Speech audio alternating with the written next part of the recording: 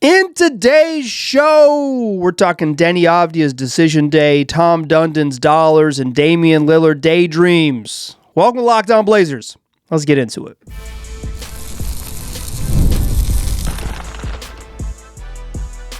You are Locked On Trailblazers, your daily Portland Trailblazers podcast, part of the Locked On Podcast Network. Your team every day. What's up, world? It's your past first point guard and Trailblazers reporter, Mike Richmond. You're listening to another episode of Locked On Blazers, part of the Locked On Podcast Network, available wherever you get podcasts and also on YouTube. Thanks for making this show your first listen, coming at you each and every weekday, Monday through Friday, so make it a part of your daily routine. Make it your first listen. Tell your friends to do the same. Locked On Blazers, your team every day. In today's show, we're talking Deni Avdija's decision day, Tom Dundon's dollars, and some daydreams I've had about Damian Lillard. When I sat down to do the show, I don't think I realized how alliterative it was going to be, but once I realized it, sure, we're leaning in. It's D-Day. Welcome to Locked On Blazers. I want to talk about Deni Avdija. He's listed as doubtful. It probably means that the sort of decision on whether he should push it and try to play has already passed. We'll get into that. We'll get into Tom Dundon's dollars. We're pocket peeping. He sold a portion of his stake in the Carolina Hurricanes as he appears to be going liquid to actually purchase the Blazers. But I have some real thoughts on what it means to be an owner of an NBA team and what's actually important for owners.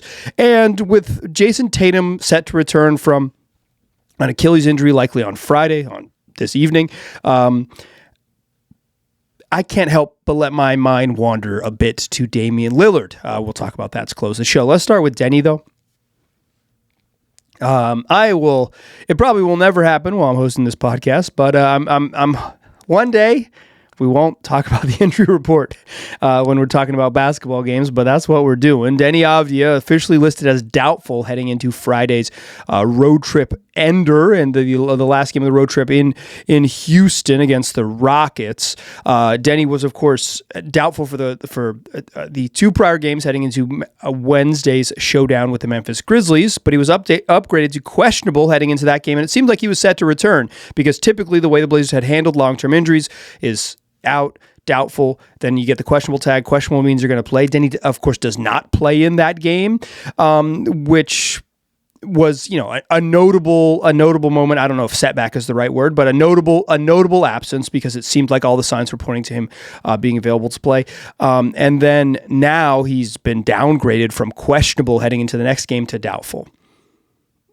Bummer, because he just can't get his back right. He just can't get it right. Like, it's just been, it's been bothering him since early January. We, first happened on the court in a game against the Knicks in early January or middle of January, the 11th. And so it's like, we're closing in on 2 months, and he just cannot get fully healthy. He's now, not even able to get out there and play basketball games when they probably thought he would on Wednesday, based on all the signs we have. And now it looks like he's going to miss Friday's game, or at least it would be, no one has gone into a game with the Blazers this year and shaken a doubtful tag to play. So if he gets upgraded during the afternoon prior to tip-off, that's good news. But if he goes, ends up in the arena with a doubtful tag, that's pretty much out in the way that the Blazers do injury designations. Chris Murray also listed as questionable for this game against the Rockets as he continues to deal with an illness. Bummer. So we've kind of passed the decision day for Deni Avdija. Assuming he sits on Friday, he'll have missed 16 games this season. He's actually only missed 15, but the way the NBA does awards is you have to play at least 65 games, but you get 2 near miss games. But those near miss games you have to play in at least 15 minutes. That's 65 games with at least 20 minutes in each game. It should just be total minutes. It's a stupid rule. It's a stupid rule to begin with. It's an even stupider rule that it's 20 per game and not in total minutes, like average of total minutes. It's beyond awful. The NBA will get rid of this rule because it is beyond awful. We're going to end up with some real janky all-NBA teams and some straight up probably undeserving folks. Importantly, some really deserving folks missing out on all-NBA honors because of this. It's a bad rule. It had some bad consequences on the back end that the NBA maybe thought they were not going to run into. They thought they were getting players out there to play and curing load management. Instead, they're just going to ruin guys' legacies. They're going to make us remember them wrong. But so basically, because Deni because Friday would be his 15th game missed, but he played in that one game for 59 seconds and then left, for a minute and then left. He's actually will have missed 16 games. He can miss 17 total and still qualify for end of season awards. That would be the most improved player award, which Deni was the strong betting favorite for, and frankly deserves. He's had a breakout season. He's exactly who the sort of, in my opinion, the MIP should go to. He's like really fitting of that award with the sort of the season that he has had. And he would not be eligible for All-NBA. So I think he's fringy for All-NBA, right? He'd be a third teamish member, but he would get votes. He's been that good. And I think there was a time when it seemed like he was headed in that direction to have this team, if they were going to be a 500-ish team and Deni was going to put up 27 with 7 boards and 5 assists. It's oh yeah, he looks pretty good. This is a third team All-NBA guy.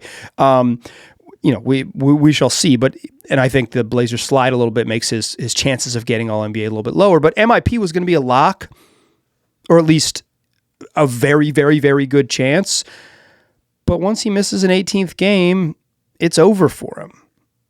And so the decision, it always should have been about Deni's health, but if there was ever any other part of the decision that would have been hey, you only get one shot at winning MIP. You only get one shot at it, and if you want to be honored for the special season you had, can you kind of gut through being hurt and playing, not injured but hurt, and play enough to get the deserving honor that your play up till now has warranted. But if he's at 16 missed games, that means he can miss 17 total and still be eligible. That would be one more game after Friday. The Blazers, to close the season, they have 19 more remaining. They'll have 18 after Friday. During that stretch, they have 2 back-to-backs, both that include travel. Is Deni really going to play and push it on back-to-backs and play 20 minutes in those based on, we're now closing in on 2 months of him not being able to just, get his back to be at a place where he can be the level of player that he has shown himself to be this season? No, we've moved beyond the decision day where Deni could make a decision for selfish, sort of not even selfish, for award-based reasons. It's not selfish to try to win awards, quite frankly. He's deserving of it, and the league is kind of punishing him. The league has made a rule that it doesn't allow it, that makes him have to make this odd decision, right, to push it when maybe he's not physically right to. We're beyond it. It's not realistic that he is going to be eligible for the awards because because of this week. If he had played, I thought he was going to play Wednesday, and then it was going to be he was going to be right on the cusp, right? He was going to be okay, you can miss a couple more, but you got to play for the rest of the year. But because he missed Wednesday and because now he's downgraded doubtful Friday, it seems like that the Deni decision day has passed. That decision has happened. Blazers will play a basketball game, though. We might as well talk about that for a moment. They'll be facing a Houston team who's playing the second night of a back-to-back after an overtime loss to Golden State at home. Kevin Durant had a tough one at the end of overtime. Down 3, gets fouled, makes 2 and misses the third one that would have tied the game and potentially forced a second overtime. Warriors go down and score quickly. D'Anthony Melton gets a bucket, and then they foul. They foul up 3. So what Kevin Durant needs to do is make the first one and then intentionally miss the second one, and they can, maybe have a chance to have some magic happen. But instead, he misses the first one, makes the second one. Ball game. Rockets lose. They still an elite offensive rebounding team, but it used to be a superpower before Steven Adams got hurt. Before Steven Adams got hurt, the Rockets were rebounding 41% of their own misses. 41% of their own misses. If the Rockets missed, they had a greater than 40% chance to grab their own missed shot. They are now down with the mere mortals among the elite teams since Steven Adams got hurt. Tracking from then in where the other really good teams are 35-36% of your own misses. That is an offensive rebound rate of 36-ish%. Same kind of level as the Blazers and the Hornets and the Pistons. All those teams are about that level. Those are the very, very good teams. So the Rockets are still among the best teams in the league, but before it was just this otherworldly type of like their best offense was a missed shot type of thing. Still a good team. I think they can get a little clunky if you get into a close game. That's your best bet. They can get a little clunky because like how do they get Şengün the ball and blah, blah, blah, blah, blah. They haven't released injury reports. They played only 8 dudes in a game that went to overtime. 3 guys played more than 40 minutes. 6 guys played more than 33 minutes. Like they racked it up. We will see what their availability is like, but because they just played before I recorded this, they have not released an injury report for Friday's game. So we shall see. What I want to talk about in the second segment is Tom Dundon. He sold a portion of the Carolina Hurricanes today. He was a sole owner of the Hurricanes. He sold a portion of his stake in the Hurricanes, made a whole bunch of money. And instead of just pocket peeping, I want to talk about what it means to be an important owner. We'll talk about Tom Dundon's dollars. Join me in the second segment, won't ya? Before we do that, though, I want to tell you that today's show is brought to you by FanDuel. College basketball is nonstop. We got big games all March long. We're concluding the end of the regular season schedule for the power conferences. The smaller conferences and on the men's side are getting into their conference tournaments. The women are going to join the party soon in the coming weeks. It's time from early tip-offs when you get in the conference tournament games to those late night West Coast games, or as we call them out here, nighttime games. You're going to find all that action on FanDuel, and you can turn your excitement for college hoops into even bigger potential with the college basketball parlay profit boost. Build an elaborate or a not so elaborate college hoops parlay, rivalry games, ranked matchups, whatever your heart desires, and then you can apply the profit boost and instantly bump up the potential payouts. Go bold or keep it safe, or bet with your heart, not your head. Who you rooting for in March? You'll find it all over there on FanDuel.com to get started. That's FanDuel.com. FanDuel, play your game. Today's show is also brought to you by 5 Hour Energy, and with that, I'd like to welcome you to the 5 Hour Energy Flavor Draft. We've got 18 different flavors to choose from, including new options like Confetti Craze, Fruity Rainbow, or Cotton Candy. There's something for everyone. And now the board is set, the flavors are ready, and I've got my number one pick for the 5 Hour Energy Flavor Draft. Drum roll, please. It's berry. I'm going berry. It's got the big, bold berry flavor. It's a classic mixed berry, smooth sweetness without being overly sugary. It's got a light hardness, keeps it balanced, and gets you the energy you need. Listen, I'm going with a classic number one overall. Call it safe, call it old school, whatever. But maybe you're looking for a sleeper deeper in your 5 Hour Energy Flavor Draft. Why not check out one of the new flavors? Confetti Craze, Free Rainbow, Cotton Candy. You're going to find, you can find your number one overall pick and find your favorite flavor by going to 5hourenergy.com to get the new flavors and the old classics of 5 Hour Energy shots. That's 5hourenergy.com, also available on Amazon. All right. Thanks for making this show your first listen. If you're living the lifestyle, go join the Locked On Everydayer Club. You get access to a members-only Discord, plus ad-free audio of this podcast. It's Locked On Blazers without interruptions. $5 a month, $50 a year. Go check out a link in the show notes for more. LockedOnBlazers.supercast.com. Okay, Tom Dundon is going to buy the Blazers later this month. At least that's the timeline. It's supposed to be the end of March. He'll become the owner of the Portland Trail Blazers, and it seems like he's liquidating some of his assets in order to have the cash to close the deal. According to Sportico, Tom Dundon reached an agreement today. That is Tuesday, March 5th. You're listening to Friday, March 6th program. I appreciate you. But on Thursday, Tom Dundon reached an agreement to sell 12.5% of the Carolina Hurricanes, the NHL team he owns in beautiful Raleigh, North Carolina. And the valuation for the Canes is $2.66 billion with a B. Good gracious.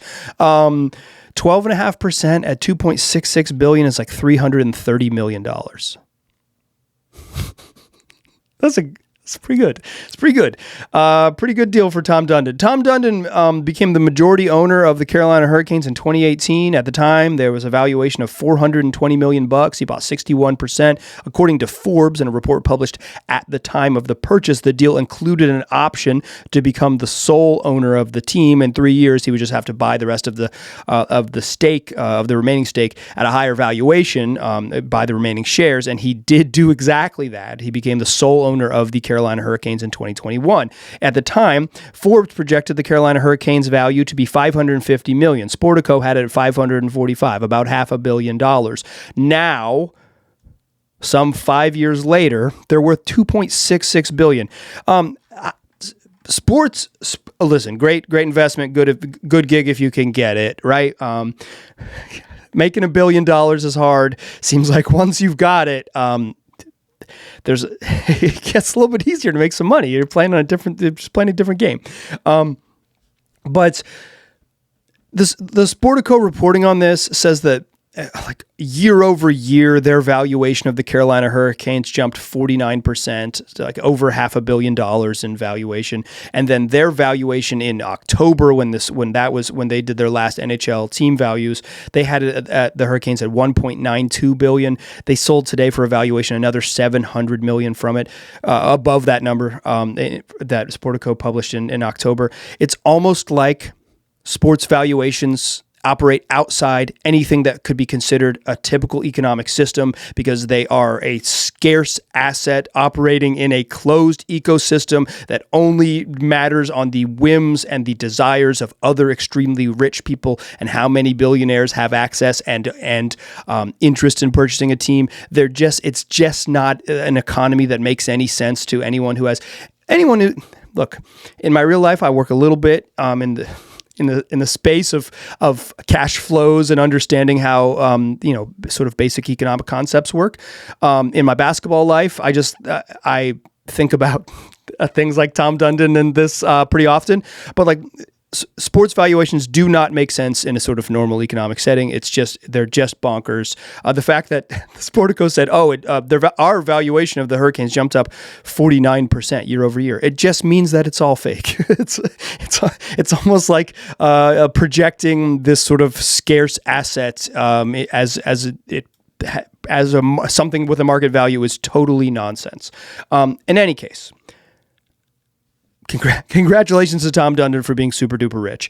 I did want to do a little bit of pocket peeping. I'm glad we got to look at Tom Dundon's giant wallet and say, wow, we don't have that. But I think like the reporting around Dundon up to this point, including, his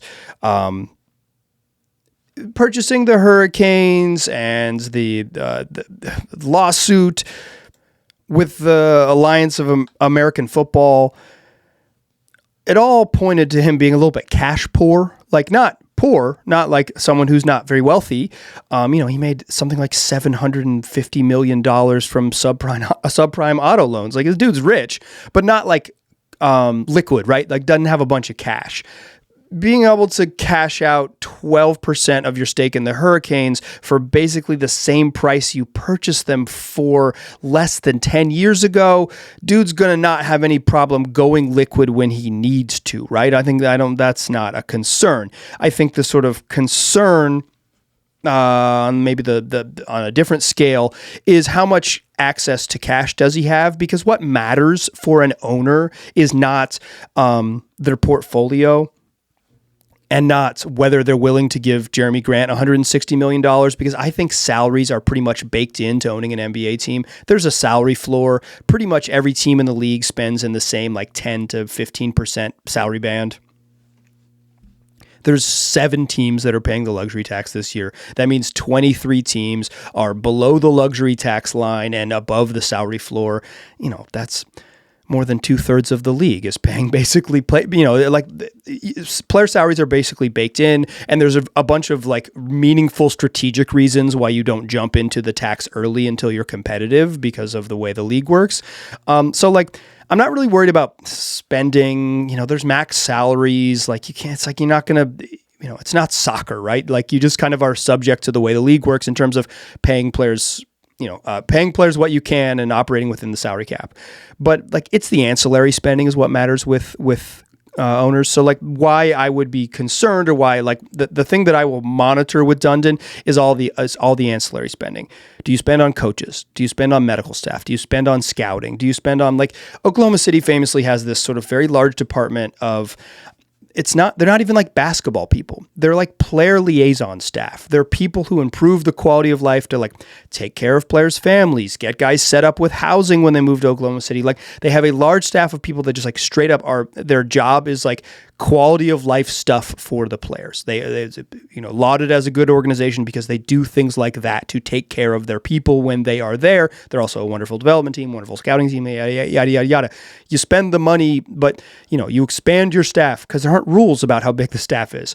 And then like, if you do make a mistake, because you are at some point, if Tom Dundon owns the team for 20 or 30 years, like you do at some point, make a mistake, hire the wrong people. It's having enough cash on hand to say, get him out of here. We'll pay his salary to kick him off the team, right? Like we got the wrong coach. We screwed up. Now we're going to get it right. And we're going to get the right coach. Like that's kind of what seems like Matt Ishbia did in Phoenix, right? It's willing to spend to fix your mistakes. So like, I think the thing I'm going to be watching with Dundon is not like, free agents and all that stuff. That's all baked in. He doesn't really have any impact on free agent appeal here in Portland. Most of the league doesn't operate in, no good players change teams in free agency anyways. It's not few secondary stars change teams in free agency anyways. Salary's baked in, that stuff's baked in. It's, do you spend on coaching? Do you spend on scouting? Do you spend on medical staff? Do you spend on upgrading quality of life, both as staff members or, like upgrading the practice facility, making sure like when you do get a free arena renovation built for you that you either spend or take the taxpayer money and to like upgrade the space inside the Moda Center so it's nice. Like that quality of life stuff matters. That's not attracting players here, but it's a retention thing. It's like when you are here, you make sure that you are having the best basketball experience possible, and there is no salary cap for that stuff. That is where money matters. That is where the money matters. And while Tom Dundon does appear to be a little bit cash poor, he sure does have a nice little avenue to create money if he needs it, considering that he can just sort of whole cloth make $300 million appear by and still maintain the 87.5% share of the Carolina Hurricanes, which if you believe Sportico's nonsense numbers have jumped up by $1.5 billion since 2024. Hold on. Does that make any sense whatsoever? Of course it doesn't, because it's all nonsense. Okay, enough pocket peeping. Let's talk about Damian Lillard and daydreams. Join me in the third segment, won't ya?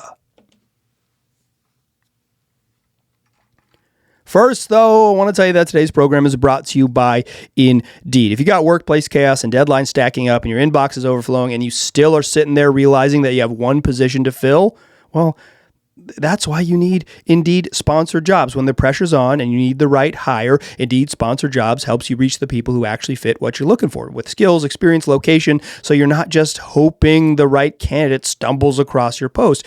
And here's a stat for you. While I'm reading you this ad, or while I'm talking to you, in this minute, companies like yours are going to make 27 hires on Indeed, according to Indeed data worldwide. So if you're hiring, spend less time searching and more time interviewing candidates who check all your boxes with Indeed sponsored jobs.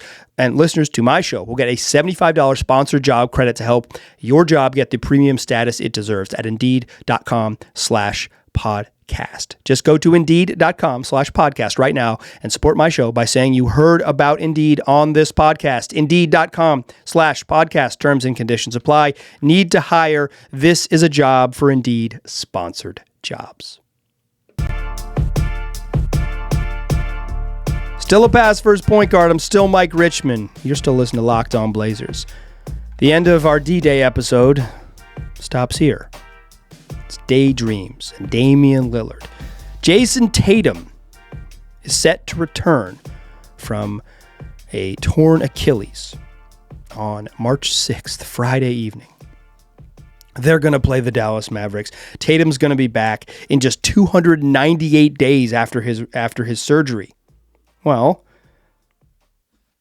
Jason Tatum got surgery 11 days after Damian Lillard, so Dame's at the 310 mark. No, Damian Lillard is not coming back. No, I am not daydreaming about that. It really has nothing to do with the specifics of Jason Tatum. It was reported today by ESPN that Tatum could return. It's been long reported by the local media in Boston that Tatum could return, and it was speculated even as recently as last week, I believe on Sunday of last week, that maybe Tatum's going to make his return. But notably, Tatum has been upgraded to questionable on the Celtics injury report. That was not reported by ESPN because that's not what they're doing. But all signs point to Tatum's return. And I'll tune in. I like the NBA. I'll watch. I'm curious. But I cannot help. I will not be able to help when I am watching Tatum play. Think about Damian Lillard and his return. Not just because they have, sustained the same injury and they sustained it in the playoffs and it's a bummer in so many ways. But because of their standings within the team. Franchise icons, right? The best players on their team in recent history. The meaningful, big usage cogs in the offense, right? What I don't think Tatum's play or return is particularly meaningful. I'm not going to be tracking DeJounte Murray's return and thinking that it means something very specific for Damian Lillard's body. One, in Tatum's case, he's 7 years younger than Dame. And regardless of, age certainly matters, but they're just different bodies. If Tatum's ability to return has no impact on Damian Lillard's ability to return. Even Tatum's interest in returning has no impact or there's no value judgment placed on Dame in terms of Tatum obsessively returning about as fast as anyone has ever returned from an Achilles injury. From my quick look at it, I'm not sure anyone has returned faster than Wesley Matthews did, tearing his Achilles in March in Portland and then being ready for opening night after signing a contract with the Dallas Mavericks in October. That was 235 days, 236 days. That is something. Kobe was right in the same range when he was a little bit older as Wes, but I believe Wes was the fastest ever to come back from an Achilles injury, and he wasn't quite himself ever again. But it's Dame's going to take longer. That's good news. Take as much time as you need. It made no sense for him to try to come back this season. It was always the right move. And I won't use Tatum as a barometer or as a measurement for what Dame is, but it will be impossible for me not to watch Tatum play and think about Damian Lillard. And the main way I will be thinking about it is not the lift on his jumper and acceleration and all that stuff. It's the how do they use him. When the Celtics get in a close game here in the final 20 games of the season, 15 or 20 games of the season, however many he's going to play, into the playoffs. Is Jason Tatum the guy they go to in crunch time? Does he immediately step into the role in the pantheon of the pecking order, I should say, of what do we do when we need a bucket type of thing? Is he still absolutely that dude? And if he's not, right? If it's Jaylen Brown a couple times, what is Tatum's sort of emotional response to reintegration into how it all works in bigger moments? Because I think that Dame's health and his return is how he's going to play is unknowable. Even how he's going to react emotionally is unknowable, but I am going to be so curious in sort of the the interpersonal and political stuff that goes into saying okay, you're back, let's go. Because certainly Jason Tatum thinks he's going to be awesome. The same way Damian Lillard thinks he's going to be awesome. You know who Jason Tatum thinks he's going to be when he returns to the court? Jason freaking Tatum. You know who Damian Lillard thinks he's going to be when he comes back in October? Damian Lamont Ollie Lillard Sr. He's going to be, one of the three greatest Blazers of all time, and he ain't three. It is that sort of emotional balance of I know what I believe I can be. I know what I'm supposed to be. I know what I've been. And then it's the sort of functional basketball stuff of how does that belief translate onto the court? And again, how the Celtics use Tatum predictive nor indicative of what will happen with Damian Lillard in Portland. It's just not the same thing. But this is what I'm talking about, daydreaming. It will be impossible for me not to watch Jason Tatum and think about the implication, even though it doesn't really exist, but think about the implication for Damian Lillard in Portland. I'll watch him and think about it.